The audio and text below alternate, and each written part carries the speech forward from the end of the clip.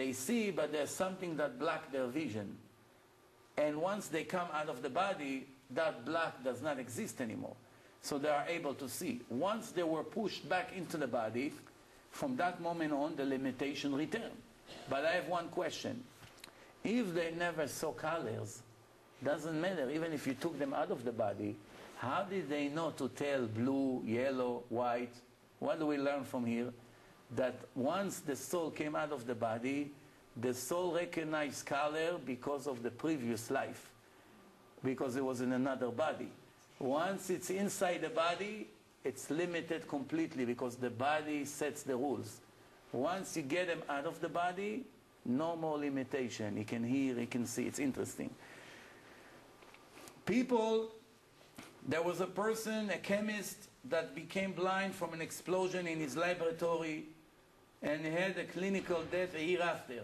When he came back to life, he described everything in colors. So she writes, how is it possible that those people knew colors? Dr. Raymond Moody says like this, I saw collapse of adults that usually are stable in their spirit, in their psychology.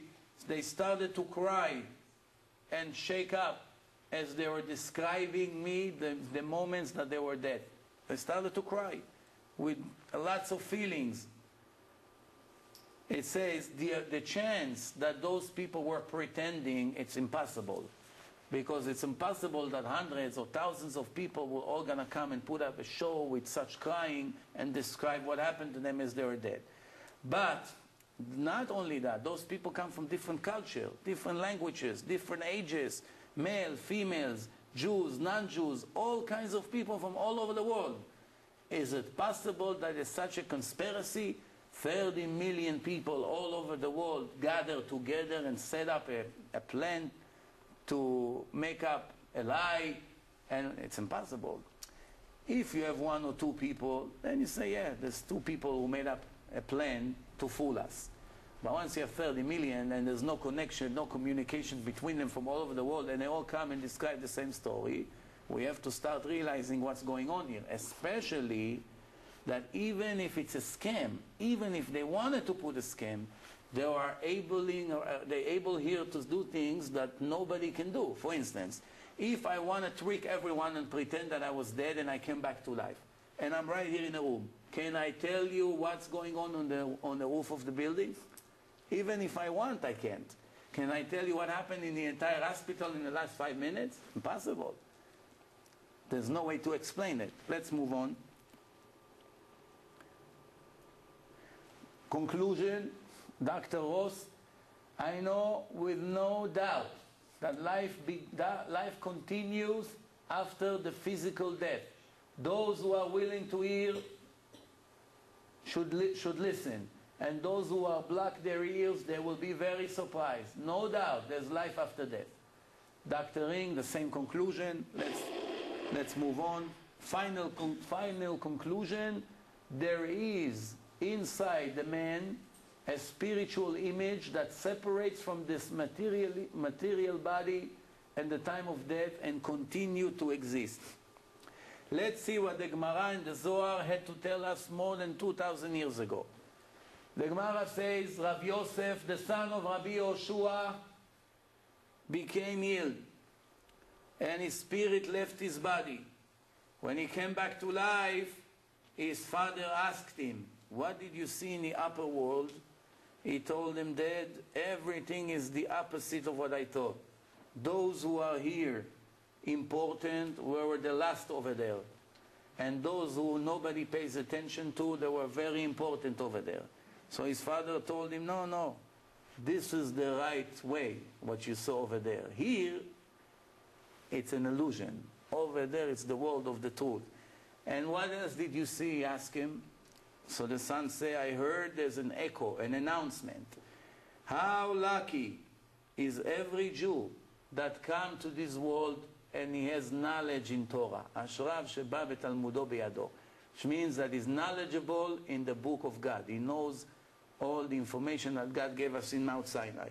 This in the Zohar 2,000 years ago. In another place in the Zohar, This is what the Zohar writes. Rabbi Krospadai, everybody thought he died. And then he came back to life. And he started to tell about the soul, his soul going up to the upper world. And the beginning of his trial. His trial already started. There's a person in Israel, approximately 15 years ago, he got stabbed in his heart. His name is Avi Khajani. He made a video and an audio tape about what happened to him. He was a criminal, and somebody waited for him in the stairs.